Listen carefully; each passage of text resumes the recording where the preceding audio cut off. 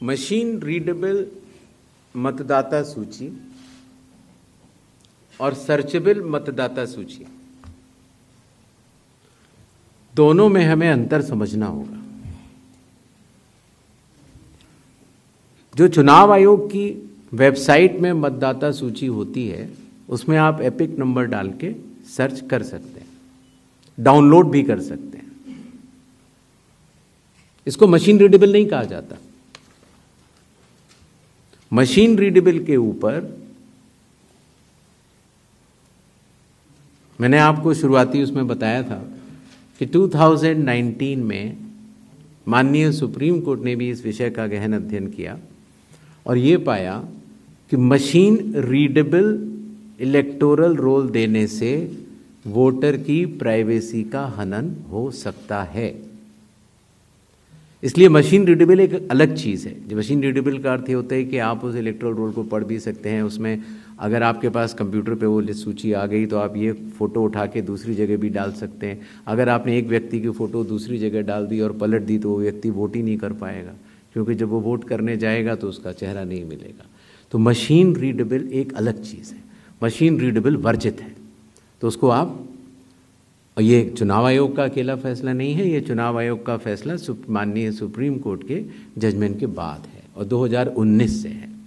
तो machine readable अलग चीज़ हो गई और एक लिस्ट को सर्च करना वो एक अलग विषय हो गया। जब आप एक लिस्ट को सर्च करते हैं तो उसमें एक सवाल यह आया था कि डुप्लीकेट एपिक की समस्या चुनाव आयोग ने जब पहले सॉल्व कर ली तो इस तरह के डुप्लीकेट एपिक दोबारा कैसे आए। डुप्लीकेट एपिक दो तरीके से हो सकते हैं। एक कि एक व्यक्ति जो वेस्ट बंगाल में है, जो व्यक्ति अलग है, उसका एक एपिक नंबर है, और एक व्यक्ति जो हरियाणा में है उसका एपिक नंबर भी वही है। अर्थात एपिक नंबर 1 व्यक्ति 2। जब ये सवाल उठा लगभग मार्च 2025, जब हम लोगों ने उसके ऊपर चर्चा की और उसको हम लोगों ने पूरे देश भर में सुलझाया, लगभग ऐसे 3 लाख लोग मिले जिनकी एपिक संख्या 1 थी। तो उनकी एपिक संख्या बदल दी गई, जिससे एक ही एपिक से 2 लोग ना हो, एक ही नंबर के 2 लोग ना हो। दूसरी तरह की डुप्लीकेसी ऐसे आती है जब एक ही व्यक्ति का एक से ज़्यादा जगह मतदाता सूची में नाम हो और उसका एपिक नंबर अलग हो। अर्थात व्यक्ति 1 एपिक अनेक। पहली वाली स्थिति ये थी एपिक 1 व्यक्ति अनेक। तो एपिक 1 व्यक्ति अनेक की समस्या तो चुनाव आयोग ने पहले सुलझा ली, लेकिन जब ये विषय आया कि एक ही व्यक्ति और उसके कई एपिक्स हैं, तो कुछ केसेस में जब शिकायत आई तो हम लोगों ने तहकीकात की तो ये समझ में आया कि जो व्यक्ति, जैसे मैंने आपको बताया था कि अगर वो गांव में रहता था तो वहाँ उसका एक जगह नाम था, फिर वो शहर में आया, फिर वो वहाँ से चलते चलते दिल्ली या बम्बई पहुँच गया और उसने अपना पुराना नाम डिलीट नहीं कराया। पहले ये संभव नहीं था। 2003 से पहले नाम अगर आपको पुरानी जगह से कटवाना है तो कोई वेबसाइट नहीं थी इलेक्शन कमीशन की जिसमें एक ही जगह सारा डेटा हो।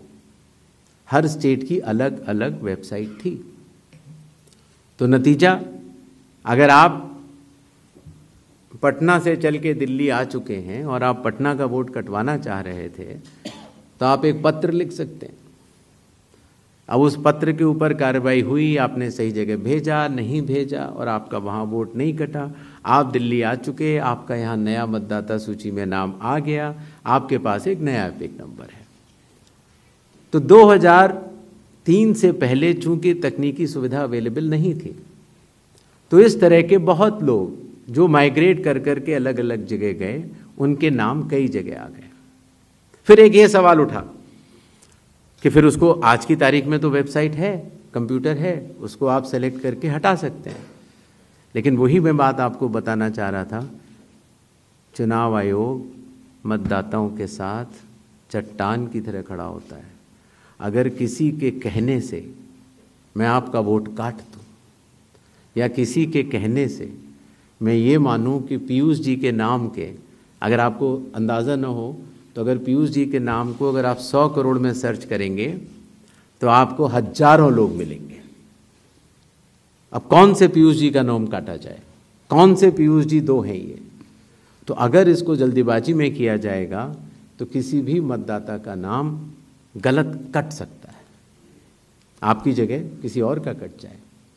इसलिए शायद पिछले 20 सालों में टेक्नोलॉजी तो थी, लेकिन टेक्नोलॉजी का उपयोग करके किसी का मतदान में नाम मतदाता सूची से नाम काटा जाए, ये गलत होगा। और इसीलिए चुनाव आयोग ने ऐसा नहीं किया। और इसकी या तो व्यक्ति खुद कर सकता है तो कोई आपत्ति नहीं है, और या फिर स्पेशल इंटेंसिव रिवीजन के जरिए जब ये एनुमरेशन फॉर्म बनेगा तो पीयूष पांडे जी के पास ही फॉर्म पहुंचेगा। अगर उनके पास दूसरा फॉर्म पहुंच जाएगा तो एक ही पे दस्तखत करेंगे और डुप्लीकेट वोट की समस्या का निदान हो जाएगा।